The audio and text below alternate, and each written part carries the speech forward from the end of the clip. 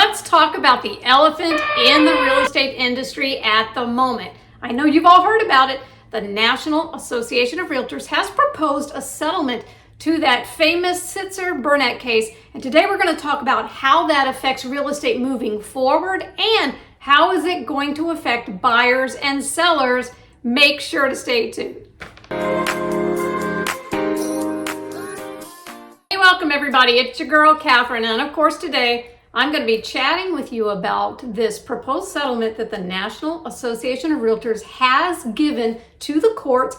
It's actually kind of been agreed upon already, but it still has to be approved by the court, the Department of Justice, and whomever else. I have power. You have nothing. And as is common with our wonderful media here in our country, you've been hearing lots of interesting details and headlines about what this proposed settlement means. And I want to share with you a few of these really awesome headlines that have been coming out in the papers and of course on the news media, in the news media. One of them, I just want to read this here. This is from the New York Times. Yeah, the New York Times. Powerful group agrees to slash commissions to settle lawsuits. Interesting. Well, first of all, let me just say the National Association of Realtors has never set commissions. That has always been negotiable between a broker and their client. So why they would say such a thing is really interesting to me because it was never a rule to begin with. Now, I'm not saying that people that worked in the industry did not take advantage of some things. That always happens, and I don't care what kind of industry you look in, there's always that sort of thing happening where people don't follow the rules, right? But in this case, for the New York Times to make a comment like that, a broad comment without even knowing that the National Association never set commissions to begin with, well, I think it's kind of sloppy. I know how you kids like them sloppy. Let's hear from the CBS News, those great CBS News people. This is what they had to say. National Association of Realtors to cut commissions to settle lawsuits. Again, CBS, honey, they never set the commissions to begin with. Please do your homework instead of these clickbait kind of headlines that get people all freaked out. And what about our little friends over at MSNBC? What did they have to say? Listen to this. The National Association of Realtors real estate settlement could make your next home more affordable. What does that mean? Okay, so just real quickly, here's what sets market value for any local area. Remember, real estate is always local. So what's happening in your state is not what's happening in my state. What's happening in my state is not what's happening in someone else's state, right? It's always local. And this is the thing that sets market value, supply and demand. And of course, let's not forget all the great folks over at CNN. What did they have to say? The 6% commissions on buying or selling a home is gone after Realtors Association agrees to seismic settlement. Ooh, they use the word seismic. Again, the National Association of Realtors, I've been a part of them my entire 27 plus year career. They have never set a 6% commission. Now, focus here for a second. Does that mean that there weren't agents and brokerages that made it seem to consumers like that had to be the rate? Yes, and that is what this lawsuit was about. So it is not across the board. I know my brokerage has never done that. No brokerage that I've ever been a part of has ever told me that it has to be this amount. It has always been negotiable. But when you read these kind of headlines and you've got the big news media is really freaking people out. First of all, it's misinformation. It is wrong information. And I think that that is actually bad for consumers because it gets people into an area where they feel vulnerable. And the whole point of the National Association of Realtors is to have great experiences between buyers and sellers so we can keep the housing market going. Now, do I think that this issue is going to get pretty political? Absolutely. You know, honey, the cereal that you ate this morning, there's something political about that cereal, where it was grown, how it was made, how many preservatives it has in it. Believe me, everything is political. And we are in a really weird election year again. So, of course, this issue is going to be talked about a lot. So I want to make sure that I give you the information you need, really just the facts. There's going to be a lot more information coming out over the next few weeks and months. I know that my brokerage is having its big meeting with all of its agents across the country. We're going to have that meeting next Monday. And then, of course, this Thursday, the Florida Legal Department for Florida Realtors is having a big Zoom meeting. And so we'll all be on that, making sure that we get the updates and what we need to do moving forward. So because this issue might get kind of political as it's moving forward and everyone's trying to navigate the new normal for real estate, and we're going to talk about what that is, I just want to let you know I'm going to make every effort to stay off of my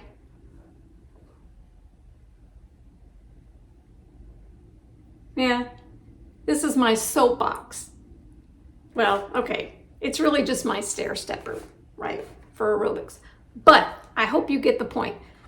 We're going to try to keep staying off this, right? We're going to stay off of it, right? Right?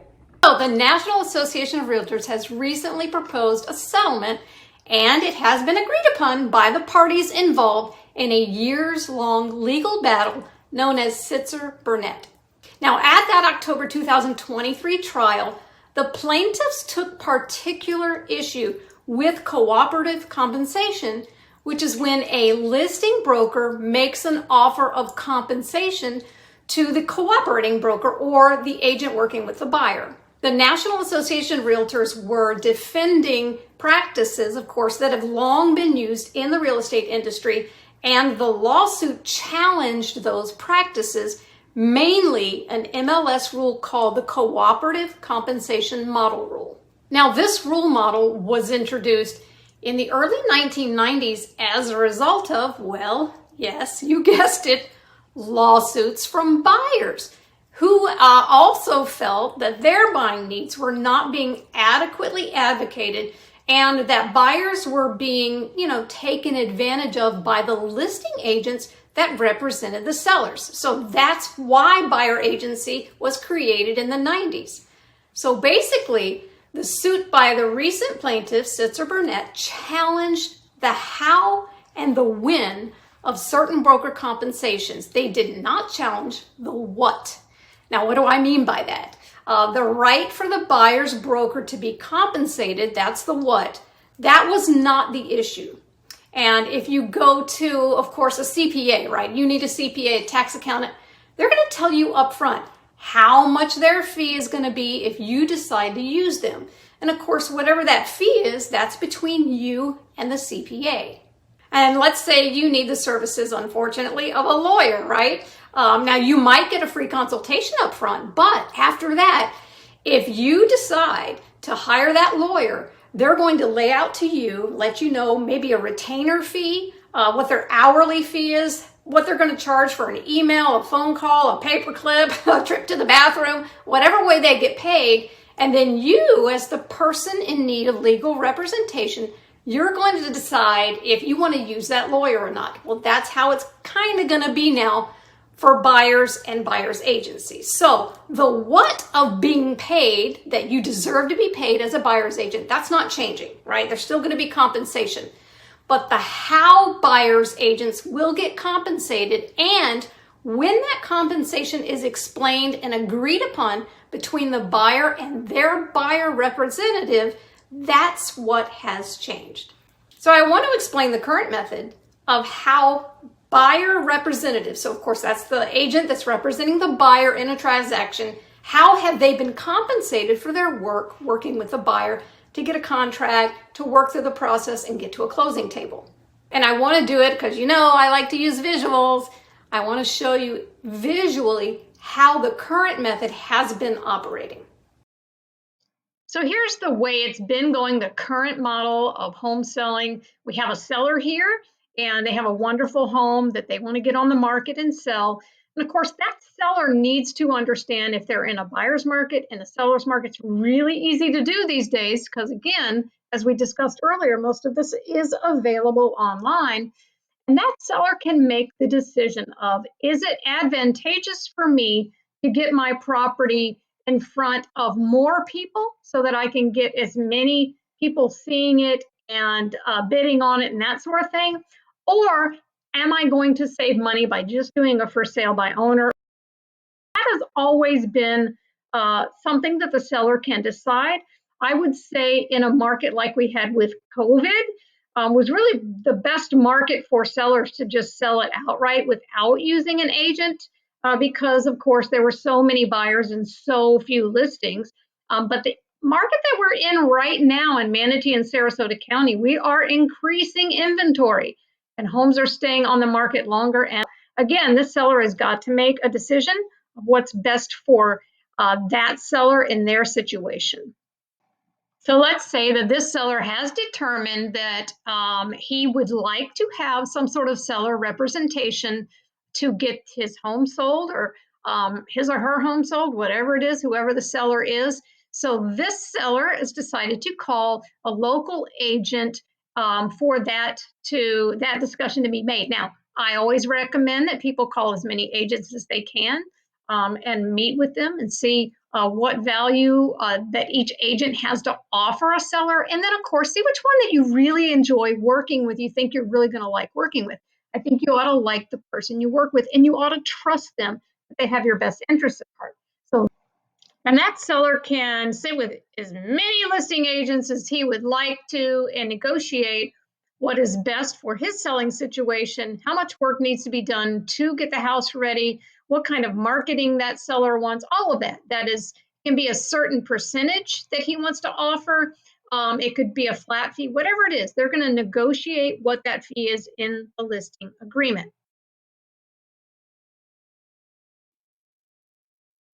And then that seller and that listing agent, on whatever amount that they negotiated, whether it was a certain percentage or a flat fee, they're going to discuss at that listing appointment what compensation should be given through the MLS. That's the way it currently is. It's required in the MLS to put some sort of compensation for an agent that's working with a buyer, whether it's full agency or it's just a customer.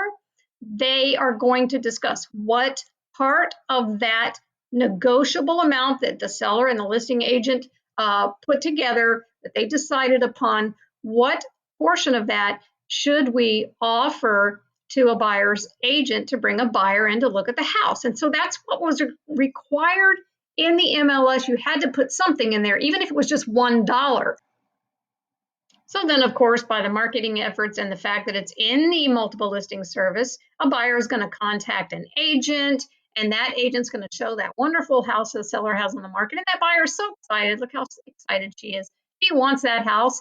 And of course, then they are going to put together a contract for that seller to review and accept, hopefully. Maybe they counter it back and forth a few times. That buyer's agent's going to do that work for the buyer. And that's how it traditionally has been done. And that buyer's agent knows what kind of compensation they're getting going into contract. And of course, the goal was that the seller had representation of some sort, the buyer had representation of some sort. The seller's happy for selling, the buyer's happy for buying, and everybody, had a real nice time and went to Disney World. But that is what the CIT Bernett case was about. They felt like they were compelled by their agents or the companies that the agents worked for, that they were fixing those what they called standard rates, even though we've already discussed there were no standard rates, there has been no standard rates, but they felt like that they had to pay a certain amount, and they didn't want to do that anymore. Why should they pay for the buyer's agent? Let the buyer do it. And that's where we sit right now. So again, that has been the common method of compensation for an agent representing or working with a buyer. And you'll see that here, and it is going away as of July of this year. That will no longer flow that way. So the compensation can still be there, but it cannot any longer be in the MLS. So how's it gonna work now with the new rules? And we're gonna go over the rules in a second. But now the new rules would say that a would-be buyer first is going to decide if they want to have their own representation. Now remember, back in the 90s, the whole point of having a buyer's agent is so that buyers could be properly informed, properly educated, and have someone also representing them. And up till now, that portion of compensation for that agent has come from the listing side, the money given from the seller, the agreed upon compensation from the seller to the listing agent's broker, and then the listing agent's brokers offers that co-op to the buyer's agent. That is going away. There's a lot of debate on what that's going to be like, but that is going away. So now, if the buyer wants their own agent to represent them, they're going to give a call to a few buyer's agents, find out what value they each bring, how they're going to work, and that sort of thing. And also remember, the buyer still has the option of going straight to the seller's listing agent if they want to work. But just always keep in mind that when you go to the listing agent for the seller, the buyer will have no representation. They just have somebody trying to put the deal together. Now, I'm not saying that that doesn't work sometimes, but that was the whole reason for the 1990s buyer agency to come into effect. So now that's been flipped again. Buyers will no longer have buyer representation unless they decide to do it. So this is a big rule change. That number one, that compensation can no longer be shown on the MLS. We're going to go over that in a second. It can no longer be in there. And buyers who decide that they do want someone to walk them through, a professional to take them through the process, they're going to have to sit down with whomever they choose, and they're going to have to sign a buyer agency agreement in writing. That's what signed means, in writing, an agreement signed by both parties where that agent tells the buyers, this is the services that I give you. And you have to decide how that, as the buyer, you have to make the decision now how that agent gets paid. You cannot rely anymore on just the seller paying for your agent. You have to do that now, and it has to be done in writing. And looky here, guys, it has to be signed by your little hands in writing before a buyer's agent can ever even take you to see one property. That is the big change. So there's a lot of debate going on about that right now. And a lot of agents are going to handle it a certain way. There are certain ways, there's going to be solutions on how to handle that with the buyers. Now, by changing the cooperative compensation policy, is the National Association of Realtors admitting that it was problematic? And I say no, and they are saying no. I don't think it was problematic. I think there's always going to be some bad apples or some things that don't go well or some people that don't like the way certain things are done, even though they signed a contract about it to begin with. They didn't have to sign that they were going to give a certain amount. But hey, that's just where it is right now. And the settlement makes clear that the National Association of Realtors continues to deny any wrongdoing. And they felt like the rule that they had in place, the MLS model rule, was a good one because it did provide transparency and everybody knew going into it what was there. But now it's flipped and there's going to be a different way that I guess this case wants to see transparency. And that's what we're going to work on as an industry going forward.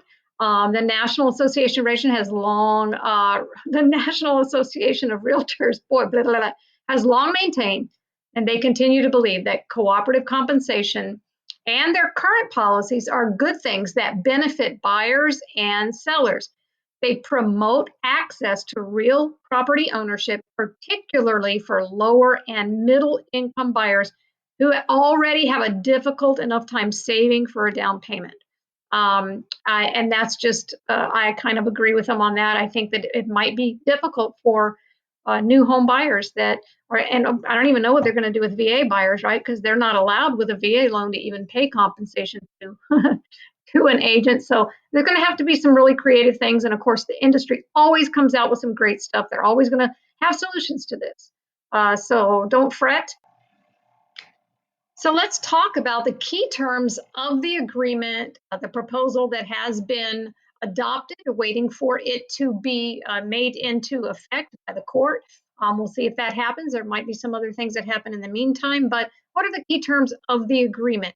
And one of them was that the National Association of Realtors agreed to pay $418 million over 4 years. So that's a big deal. But the things that really apply to you as a seller or you as a buyer, that compensation offers are going to be moved off the MLS. Now, we just talked about that. So it just says this: compensation offers moved off the MLS. The National Association of Realtors has agreed to put in place a new rule prohibiting offers of compensation on the MLS. And I have that highlighted because guess what? They just can't be on the MLS. They can still be offered. Offers of compensation can continue to be an option consumers can pursue off MLS through negotiation and consultation with real estate professionals. And sellers can on the MLS offer buyer concessions like, $10,000 for closing cost or $5,000 for, carpet, if you want to put new carpet in or something like that. So they can still do that on the MLS. They cannot offer any compensation for an agent working with a buyer. That is going to go, and that's, of course, in effect mid-July 2024. Again, people, listen, it can't be done on the MLS, but there are going to be some really creative ways to actually make those offers of compensation available somewhere else. It could be on the broker's website, maybe the agent's website. Who knows, right? Those are things that are being worked out right now. Another key term of this agreement, the proposed settlement from the National Association of Realtors, is that written agreements for MLS participants acting for buyers. That's going to be now a written agreement, has to be in writing. Now, we talked about that with the slides and the people and the buyers and all that fun stuff. But while the National Association of Realtors has been advocating for the use of written agreements for years, and we've had buyer agency agreements, it is now going to be a requirement, right? They've agreed to require that MLS participants working with buyers to enter into a written agreement with their buyers. And of course, this change is going to go into effect in mid-July of this year. So if you're a buyer and you don't want to, you're like, this is too much. I'm so afraid I might have to pay an agent, but I really want an agent. Maybe you want to get your house, find something before mid-July, maybe you want to get out there and start looking with your agent now so that you can avoid the headache of this, but it will change in July if you're a buyer, and you will be required to have some sort of written agreement of how your buyer's agent representing you is going to get paid. Again, there's going to be a lot of great ways to do that, and we're going to talk about that now.